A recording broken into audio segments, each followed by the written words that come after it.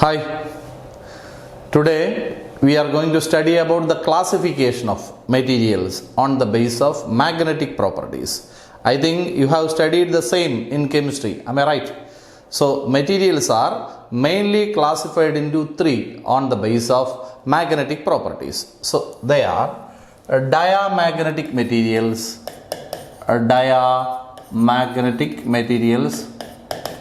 okay, paramagnetic materials and ferromagnetic materials. Okay, ഇനി ferri ഒക്കെ നിങ്ങൾ പഠിച്ചതാണ് കെമിസ്ട്രിയിൽ. So mainly these three classifications. So on the basis of magnetic properties, materials are classified into three. What are they?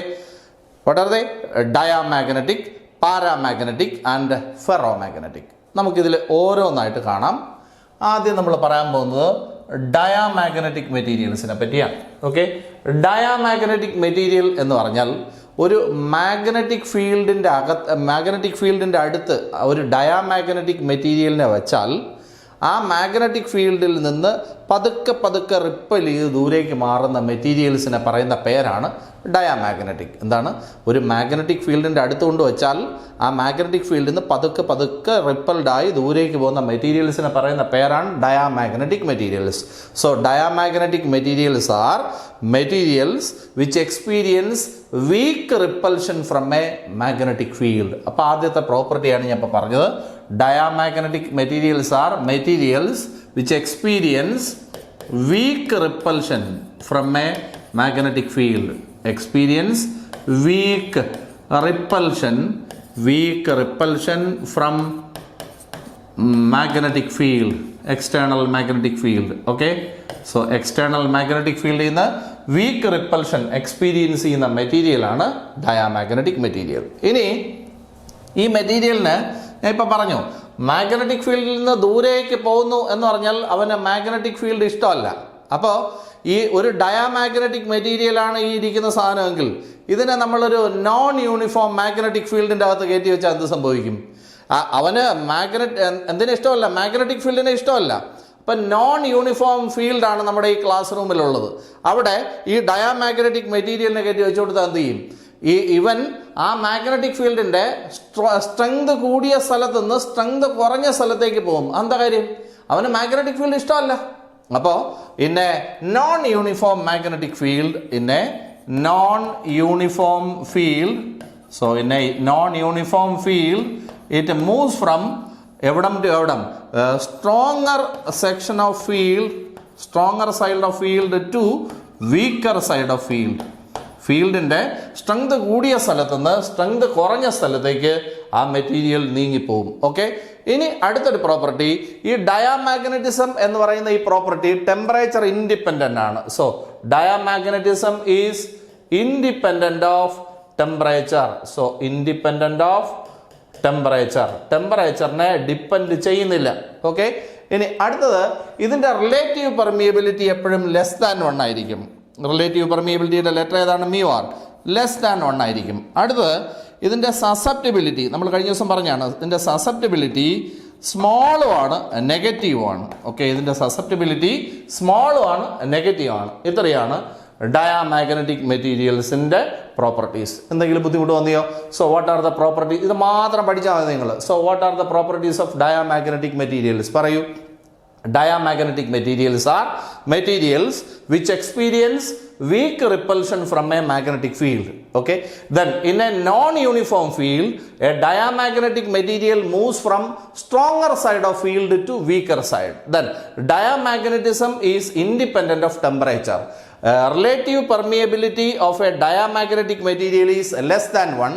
Its susceptibility is small and negative. ഇതിൻ്റെ susceptibility ചെറുതുമാണ്, നെഗറ്റീവാണ്. ഇനി അടുത്തത് ഏത് മെറ്റീരിയലാണ്?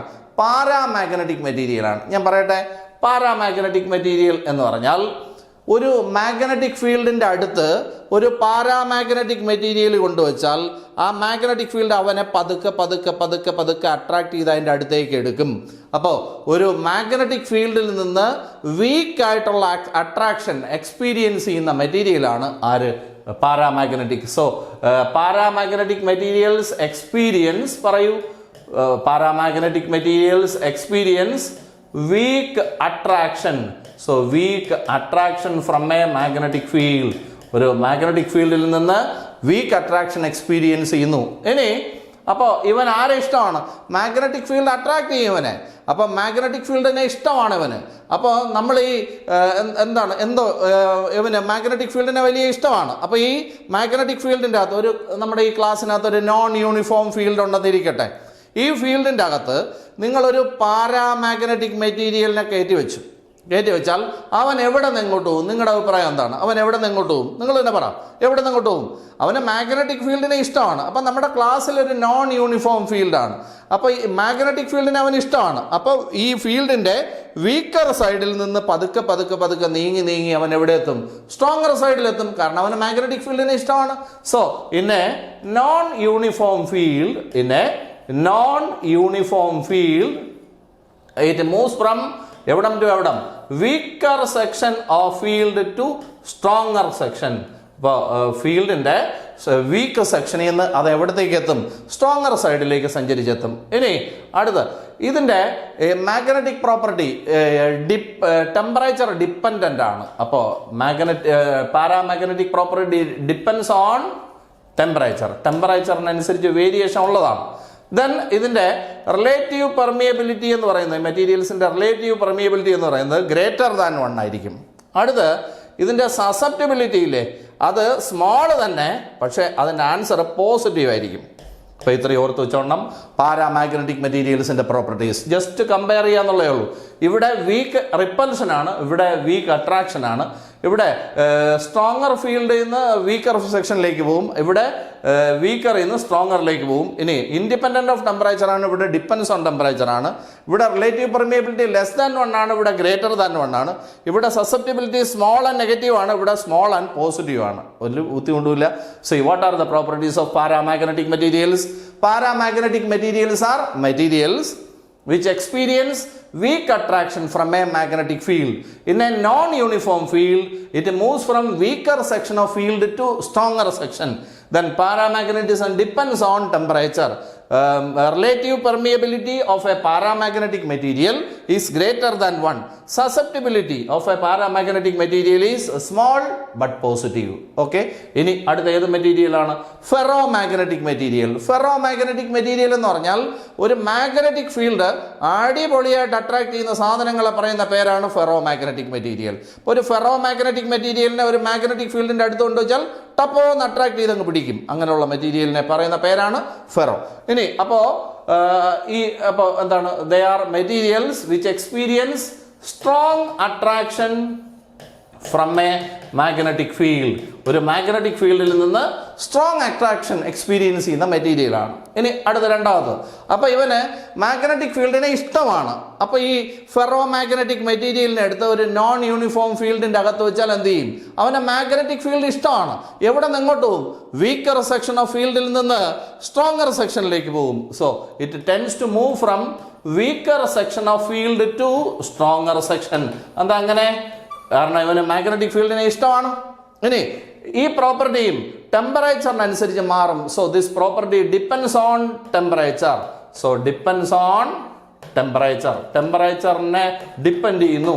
ഇനി അടുത്ത relative permeability will be very high. ഇതിൻ്റെ relative permeability വളരെ ഹൈ ആയിരിക്കും. അടുത്ത് ഇതിൻ്റെ സസെപ്റ്റബിലിറ്റി ഹൈയും ആണ് പോസിറ്റീവ് ആണ്.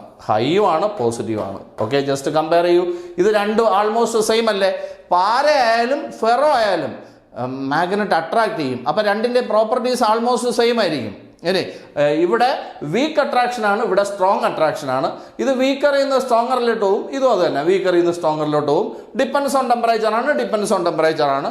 മ്യൂ ആർ ഗ്രേറ്റർ ദാൻ 1 ആണ്, ഇവിടെ വളരെ ഹൈ ആണ്. ഇവിടെ സസെപ്റ്റിബിലിറ്റി സ്മോൾ പോസിറ്റീവ്, ഇവിടെ ഹൈ പോസിറ്റീവ്. അപ്പോൾ what are the properties of ferromagnetic materials? Ferromagnetic materials are materials which experience strong attraction from an external magnetic field. In a non-uniform field, it moves from weaker section of field to stronger section. Ferromagnetism depends on temperature. Then relative permeability of a ferromagnetic material is very high. susceptibility is high and positive. So these are the properties of materials. Okay, so on the basis of magnetic properties, materials are classified into three. What are they? Diamagnetic materials, paramagnetic materials, ferromagnetic materials. So what are the properties of diamagnetic materials? Diamagnetic materials are materials which experience weak repulsion from external magnetic field. In a non-uniform field, it moves from stronger section of field to weaker section. Then diamagnetism is independent of temperature. Relative permeability of a diamagnetic material is less than 1. Susceptibility is small and negative. Okay. What about paramagnetic materials? Paramagnetic materials are materials which experience weak attraction towards a magnetic field. Then in a non-uniform field, it moves from weaker section of field to stronger section. Paramagnetism depends on temperature. Relative permeability of a paramagnetic material is greater than 1. Susceptibility is small and positive. Then what about ferromagnetic materials? Almost the same. Say they are materials which experience strong attraction towards a magnetic field. Then in a non-uniform field, it moves from weaker section of field to stronger section. Then ferromagnetism depends on temperature. Relative permeability of a ferromagnetic material will be very high. Susceptibility will be high but positive. Okay, high and positive. Okay, ഇനി നമുക്ക് അടുത്ത സെക്ഷനിലേക്ക് പോകാമല്ലോ. ഇതിൻ്റെ ഓരോന്നിൻ്റെയും examples നമുക്ക് നോക്കാം. Okay.